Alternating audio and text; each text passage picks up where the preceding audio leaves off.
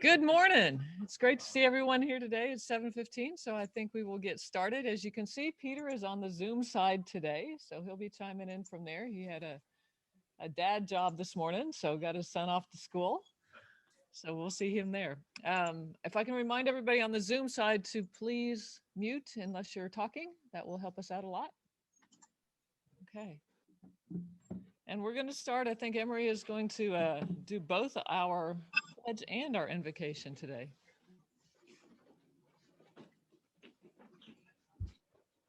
Prayer to be named later. You want to do the pledge first? Yes. All right. Pledge allegiance to the flag of the United States of America and to the republic for which it stands, one nation, under God, indivisible, with liberty and justice for all. All right, let's pray. Lord, thank you for another beautiful day. Thank you for all the families and people represented here. Keep them in your arms and watch over and protect us all. Help everyone to go out into the community and make a difference. We ask this in Christ's name. Amen. All right. Thank you, Emery. Do we have any guests? Visiting Rotarians? Hi, Chris. It's Tony Johnson. Hi, Tony. Hi. I have a special guest this morning. I have my niece, April Blackwell. She lives out in Leak City in Texas, and she's just joining us this morning to just kind of get a feel for what her aunt and her mother-in-law, Pam Blackwell, do at Rotary.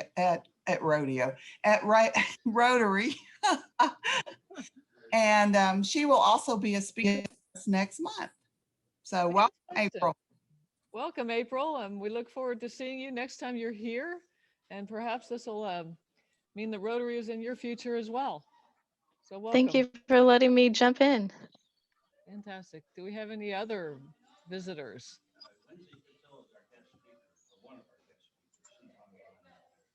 Okay, so yes, we see, where'd Lindsey go? There, Lindsey's online. Welcome, Lindsey. We'll introduce you in a little while, but we're super glad you're here. Thank you for having me. Good deal. All right, do we have any announcements or brags? I haven't heard a brag in a long time, and I know there's a lot of good stuff. I mean, y'all are telling me good stuff offline that you're doing, so do we have any brags?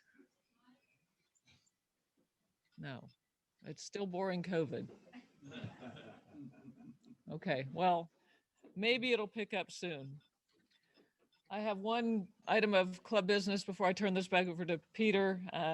Virtual RLI starts this Saturday morning, so it's this Saturday and next Saturday. I think that gets you through all three. Is that correct? Yeah, okay. And then there is also grant training on the 17th. So if anybody wants to go into the grant training, I know Dennis is qualified. I'll be attending, so I need a buddy to attend with me. So keep me in line. All right. Yes. And if you could ask them to please make sure they register as soon as possible. Okay, yes, for either one of those, please register online as soon as possible. You probably received some emails. If not, then it's pretty easy to find out there on the Rotary websites. So, okay, Peter, over to you. Okay, thanks, Chris. Okay, I just have a couple of slides. I know we have 4 good speakers today, so we want to make sure they have plenty of time. Hopefully everybody can hear me. So they have plenty of time to answer questions, answer their question, and then if any other questions come up. So I just have a few slides, and let me just share my screen. Pull this up.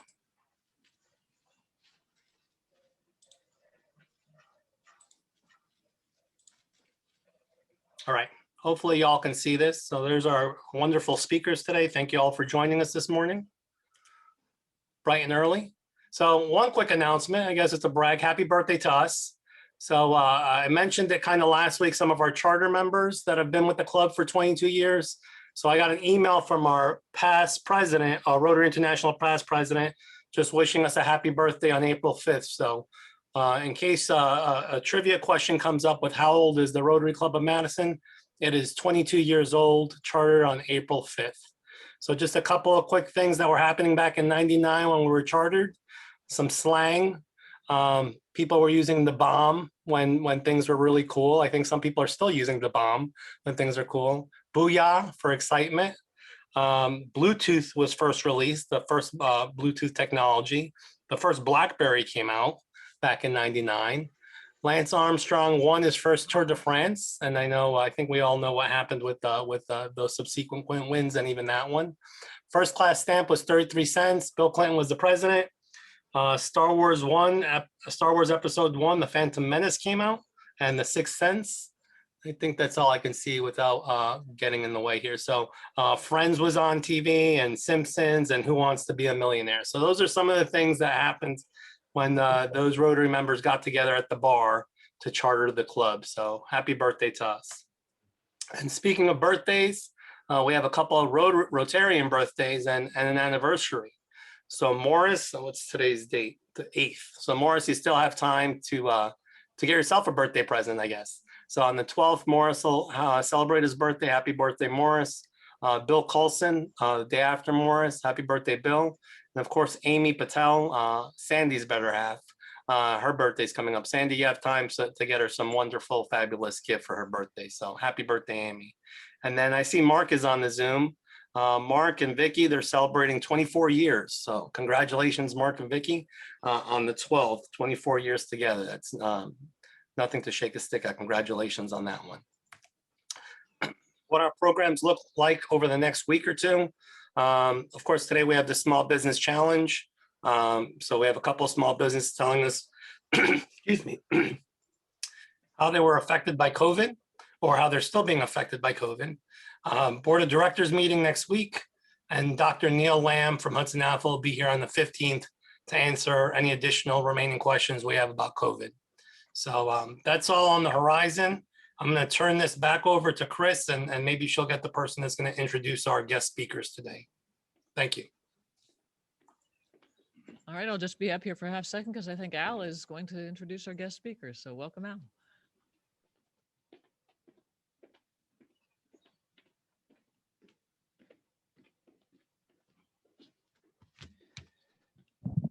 We're lucky today. Now, I'm going to start this off by doing an overly broad stretch and characterizing the members of this club, the Madison Club, not Rotary in general, but the Madison Club. There's three types of people in our club. There's ones like me, good looking, handsome, get to come to Rotary Club in shorts, but in all seriousness, retired, comfortable, and the COVID thing has been a minor inconvenience, trips canceled and things like that, but it really hasn't affected us, me, my wife. Then there's the second category of those of us who have good jobs in well-established corporations, and you're able to, even if you had to work from home and you had to endure hours and hours and hours of Zoom meetings every day, you were able to, you were assured of a steady paycheck. And then there's the third category of those who don't have or have an unsteady job. They're basically scratching and hoping, trying to make things work day to day, week to week. COVID has really affected those people. And today, we've been lucky to invite, or Bailey really is the instigator of this. We've been able to invite 4 ladies who work in the small business industry who have had to scrape and scrap during this whole pandemic year. Unfortunately, one of our ladies is ill, actually in the hospital. So but we've got Bailey. We all know Bailey. And Bailey, by the way, has left you all a gift of her waffles. I'm sure it came out of her marketing budget. And then we have Karen Butler, Shoot Like a Girl, also one of our members. And it's sort of this time warp. Because it used to be, well, I went on a trip last year, or we did this. It's like the last year is a blank. I have no frame of reference. But I do remember when Karen came and talked to us as a guest about Shoot Like a Girl, and then obviously later on became a member. Then we have, unfortunately, Mikey Demaria who has a small business here in town. She won't be able to join us because she's under the weather. But Lindsey Pattillo online there, she's also under the weather because she was planning to be here, but she's going to stand up and help us out or help us through some of the discussion. And Lindsey is, for lack of a better term, she is the marketing manager for the Mid-City. So if you have any questions about Wahlburger, REI, what the heck? I can't even think of the market. $2 Chuck, whatever the heck it is. Trader Joe's. Anyway. Got it. That's the only reason you need to remember Trader Joe's. We see where your head's at this morning. Retired life. Life is good. All right. And Lindsey's going to talk to us. They'll each introduce themselves and a little bit about what they do. And then because we couldn't really have a panel discussion, they've each taken on a question that's in your Rotary Rocket, and they'll address that in particular. But the thing I would like to close this with before I bring Karen up is for every one of these wonderful ladies that are going to talk to us today, they had a dream and they pursued it despite the conditions around us. So, Karen, please.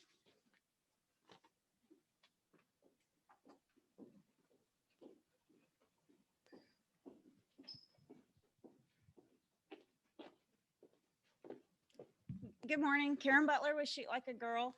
And I feel bad because this is really one of my first Rotaries in a long time. Because my company travels across the country introducing women to shooting sports.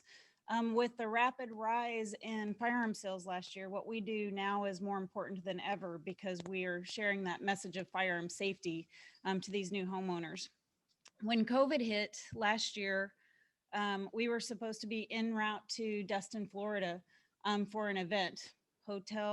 Didn't book a hotel, got a nice little bed and breakfast, lost all of our money on that. So we took immediate setback and loss financially from COVID hitting.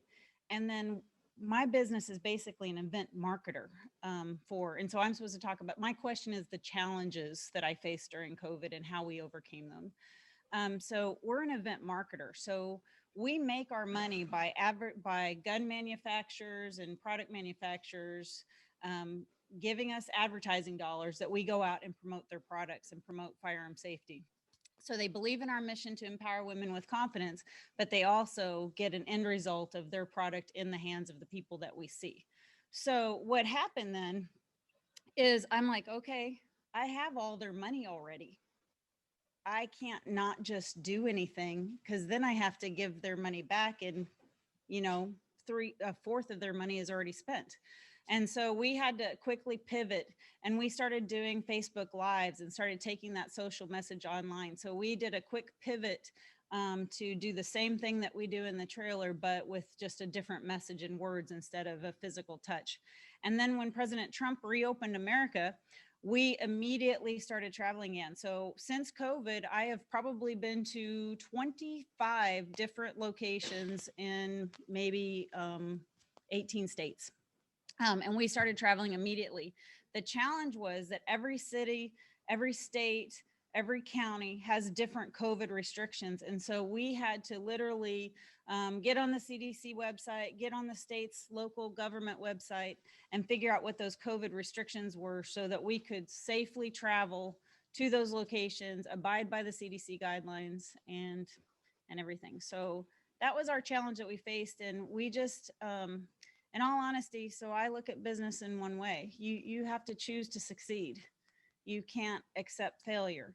And so what we did is really just looked for opportunity in this. For my business,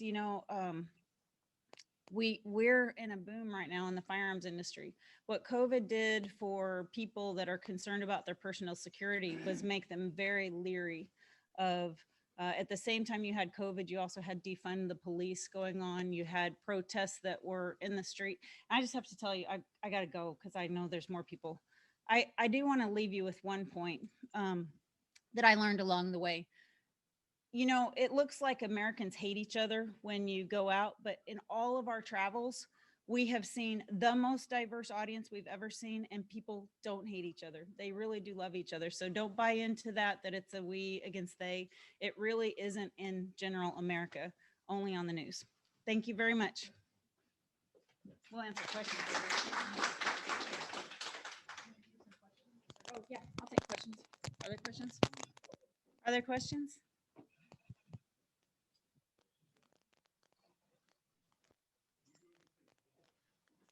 Do I do anything local? No, the question is, do you do anything local that, I can't. We have done some local things. So we did a pilot. Well, that's another thing with COVID. So I had rented an office here in Madison, which I now no longer have because it was pointless, right? But we can do something local, sure.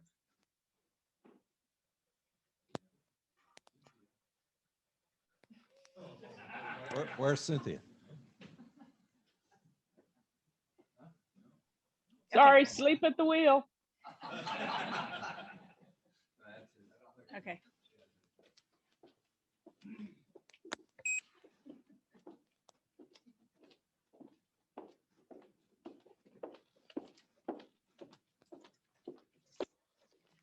Good morning, everyone.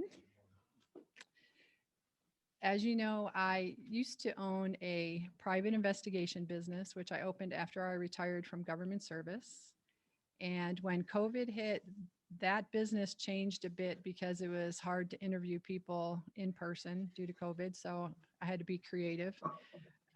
I meant to close that business anyway when Alexis graduates from high school, which is next month. So I closed down Gemini Investigations. Last year during COVID, when my daughter and I were spending lots of quality time together, we were in the kitchen and we were talking about a business idea.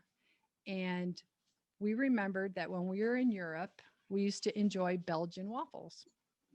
And Belgian waffles are different in that you have to, each batch takes about 2 hours to make. The batter has to rise, and then we add Belgian pearl sugar. The sugar itself is kind of costly. It's about 52 cents per waffle. But I believe that's what makes the taste. So anyway, Alexis and I, we went through all different ways to make these Belgian waffles. We started a journal. We wrote notes. Don't ever make this recipe again. This one was kind of close. So every time we tried a recipe, we would put it in our journal. And then finally, we put all these ingredients together. We ordered this Belgian pearl sugar online in bulk. If you go into my kitchen island, it looks like I'm a crack cocaine dealer because you open it up and it's just big bags of pearls, pearl sugar. So we finally found the recipe. We said we nailed it. So my intent with Wafel-Bitte, which means waffle please, was to teach my daughter how to start a business. She has always had the entrepreneurial spirit. And if you remember the Madison Square Mall, as several of the businesses were closing down, as a little girl, she would walk by and say, "Oh, Mom, you know what I could do in that space right there? I could make a bakery." And so I could see her little mind turn, her little wheels turning. So, this was another great way, number one, to spend COVID isolation with my daughter. Number two, how to teach her a skill that she can take with her for the rest of her life. So again, we nailed the recipe. We went online. I showed her how to grab the name of a business off the state website. I taught her how to set up an LLC, and she's been with me through the whole thing. So she is my assistant CEO.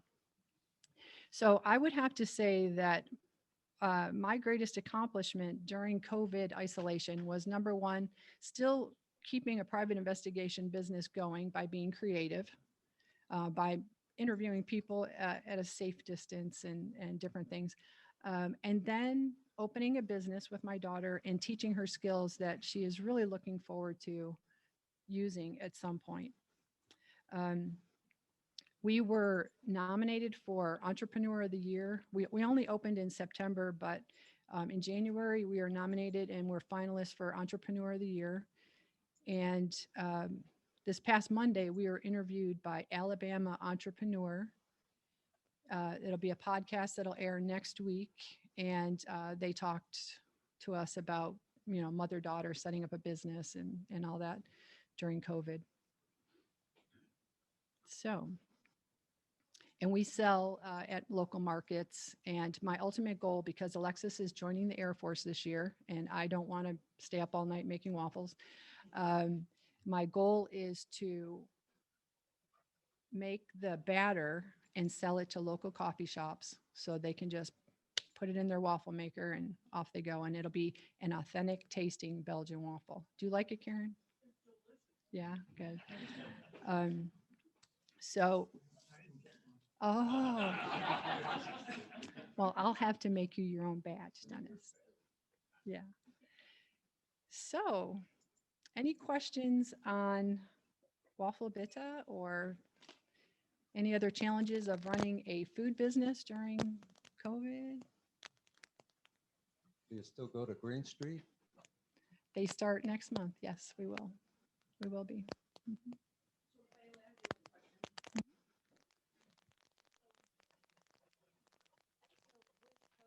Was it harder to get any?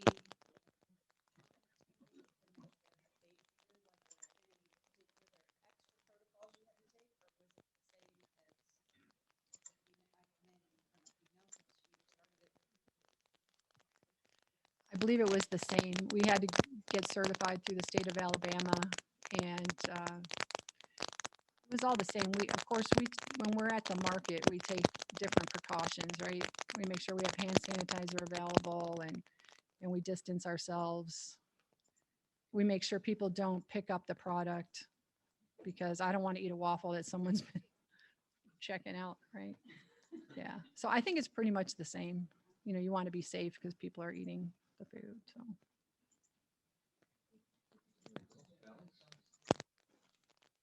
Did you say this has been run out of your home? Yes. It's called a cottage food industry. So we have to make it in our home. We can only sell it at markets. We cannot, my goal was to make it in front of people, because if you've ever been in Belgium and you're just walking around, all of a sudden you can smell this caramelized sugar, right? And that is the whole thing about these waffles. You smell it before you even see the person making them. And I want to make them in front of people, because these are good right now, because I just made them last night at midnight, but they are good. Yeah, I'm a little tired. But the thing is, the smell of it. And what's funny is, at the market, there's an Air Force veteran that owns Hustle Pop, the popcorn place. So when he's making popcorn, it goes over my booth. So, and everyone's like, "Oh, those waffles smell great." I said, "Thank you very much." Yeah. Yeah. Any other questions? Oh, chat question.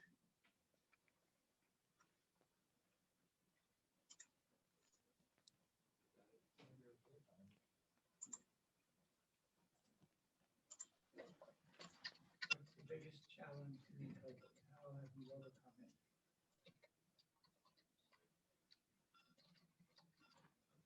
Okay. All right. The biggest challenge is actually getting your product to people because of COVID. So you have to be creative via social media. Some lady saw me on social media and she reached out. She ordered 30 waffles. And then she got on Facebook as she was driving to her house, and she said, "These are the real deal. These are just like in Belgium. I'm ordering 50 more." And she will be, but you have to really be creative right now. So that's my biggest challenge. And a shout out to Lindsey. You got to see this girl at Mid-City. She runs marketing, and she knows everything going on out there, and she just runs around. She is a dynamo. So I'm looking forward to you talking to her. You're awesome, girl.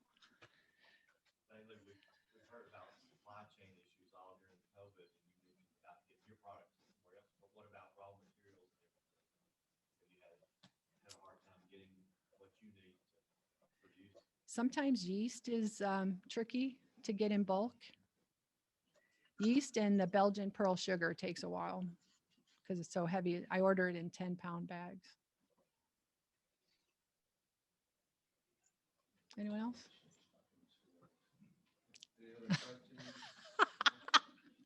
Only you would come up with that, Al. Oh my goodness.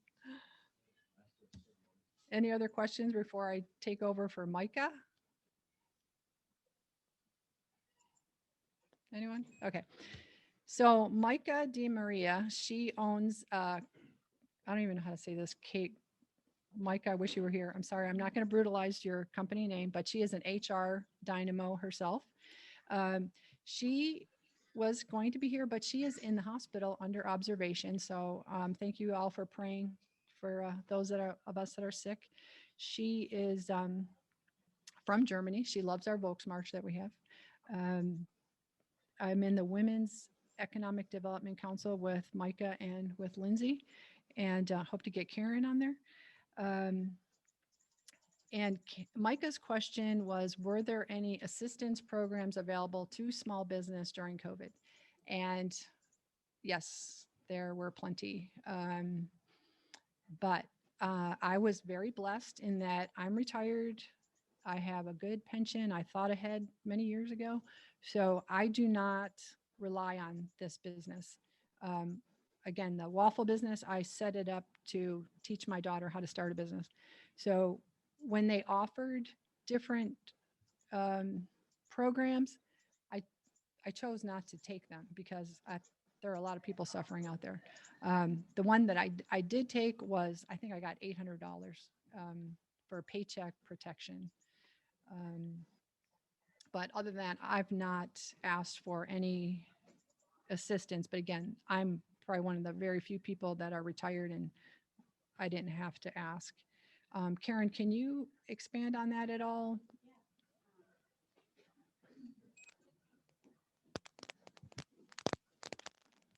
So for us, when you have your mentor and another person that I won't say who, call you on the same day and say, these loans are available, apply today.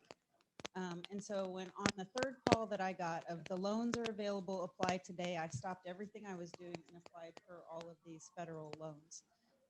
And my business received great loans. I mean, honestly, the one loan, the EIDLB, the emergency, I don't know, something disaster relief loan, that literally is like at a 0.1% loan for 30 years.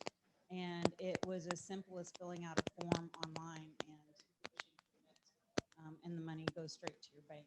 It's really good to have a good banker. So, you know, shout out to Taryn Thorpe and CBS Bank because they help you make sure that you have everything right, that you know all of the rules, and are good and a good accountant. And so we took advantage of the PPP loan. And what's interesting is I was in the process of hiring somebody right as COVID stopped, and I was like, ooh, you know, I'm not sure that I could hire someone with the uncertainty. And because of that PPP loan, I was able to say that this was already in the works, and I was able to include her salary in that loan. And so it really was great. What is concerning is the distribution of those loans. When you look at state to state, so you could originally you could pull and see states to states, and you see loan like a disparate balance between the state of Alabama and what, say, California got. It was really very disparate in the amount of monies that came in. And one business, small business gets like $1 million in California, and 3 small businesses in Alabama got $30,000. I mean, just very disparate. So that's all I'd say is pay attention because that federal monies really affect our local economy very much. But that helps. Yes, thank you very much. Anybody have any questions on assistance programs?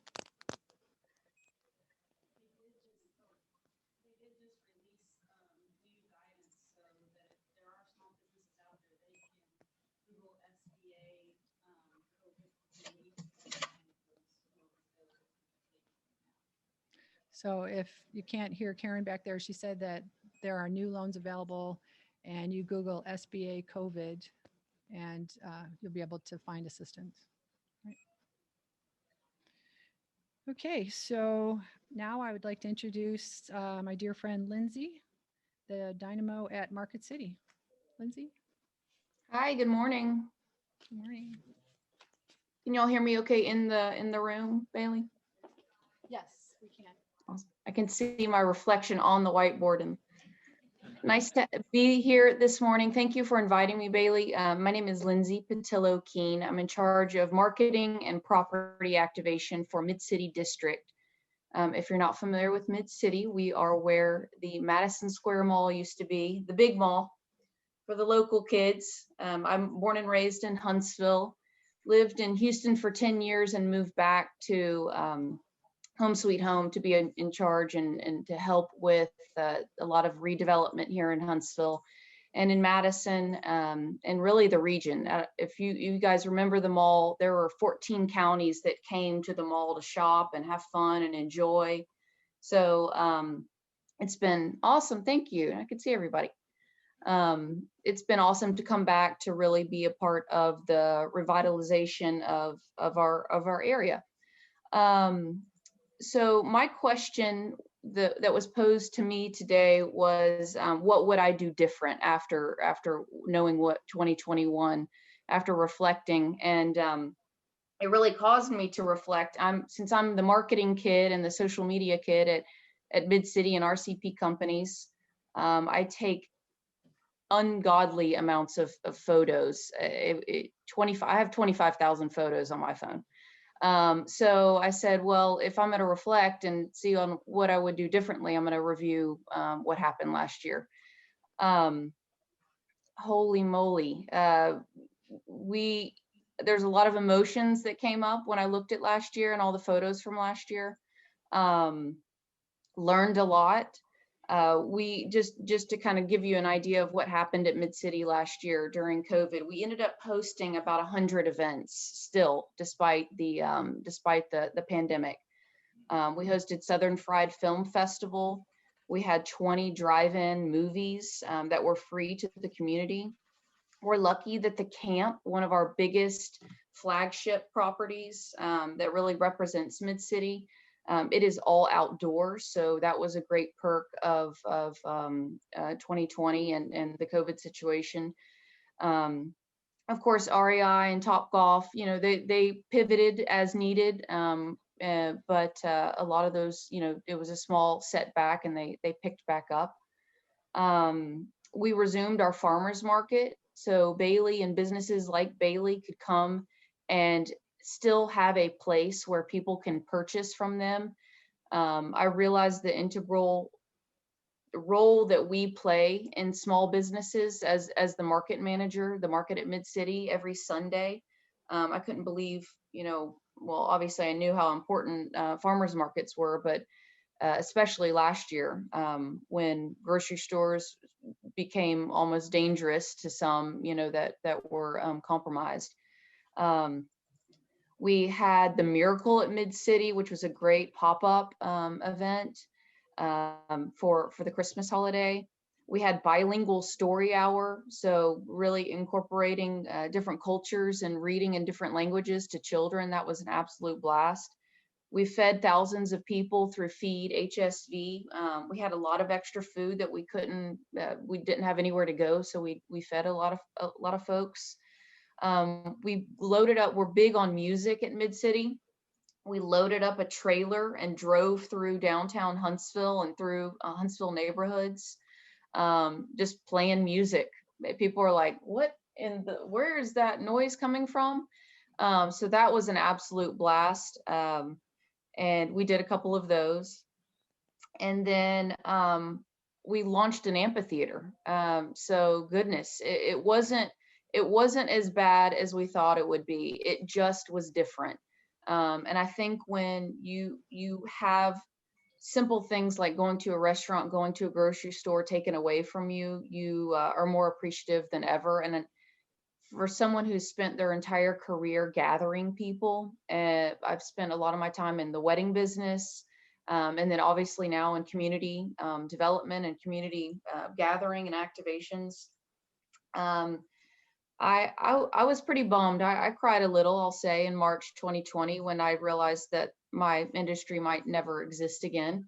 But then I said, well, this is probably one of the most important elements of life is gathering. So I've got to figure out a way for us to do this safely. And so our team did.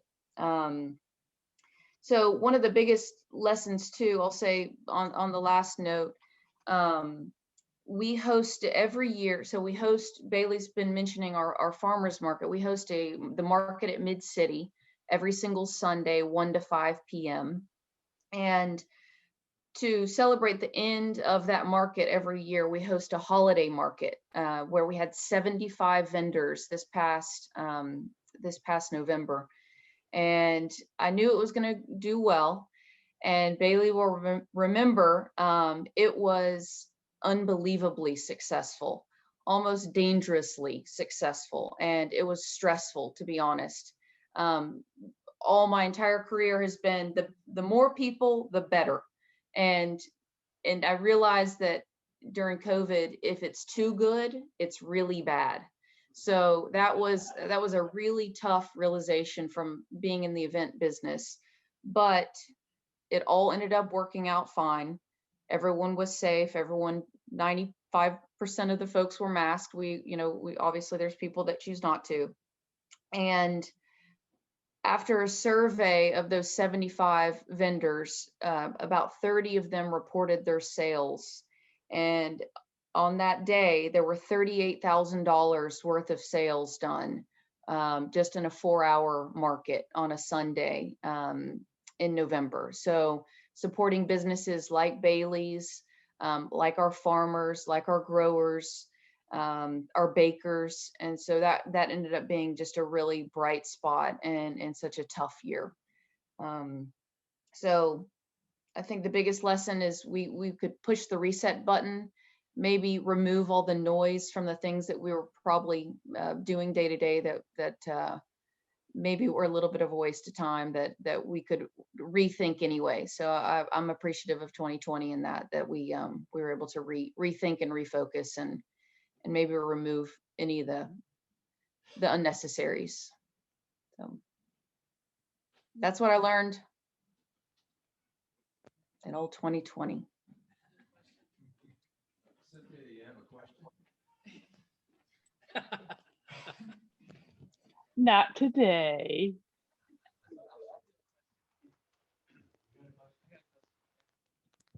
So next year, when you look back at this, what are you going to miss? That's to me, right? What will I miss? I think I'll probably miss an amount of simplicity. We really,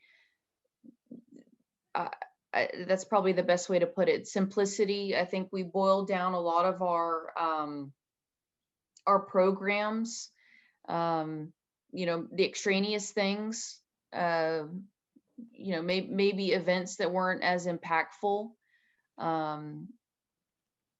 So probably simplicity. And I will say, I love that a lot of the rules and regulations around businesses and hospitality and people just in industries in general, I think those rules and regulations were rethought.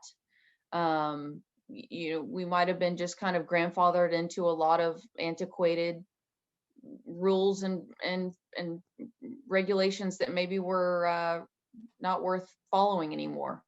It helped a lot of small businesses to be able to sell alcohol to go. I don't know. There was a lot of interesting things. One of my favorite views was going to downtown Huntsville and seeing where it was like a European village where people were eating and drinking and enjoying themselves without these hard lines in the sand. And it was more of a community feel rather than stay here, stay there, don't pass this line, don't pass that line. I enjoyed that we kind of refocused on that and reprogrammed that.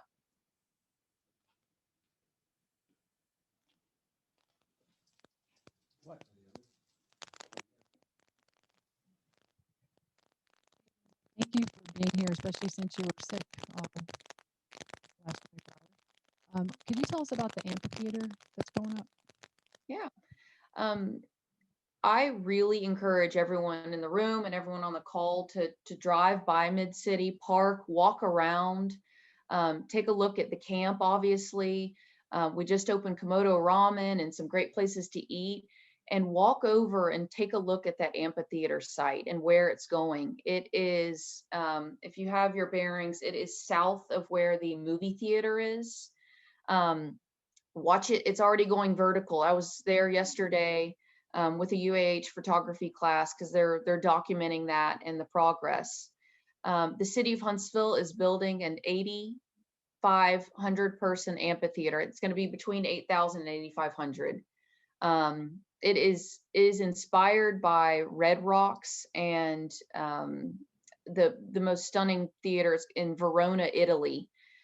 You'll see this kind of bowl-shaped experience where people can hear music, enjoy music, and music isn't the only component of the amphitheater as well. It's going to be basically like a incredible open park where we're going to eventually bring some of the farmers market that Bailey has been talking about, and I've been talking about. The farmers market will lead into events over at the amphitheater.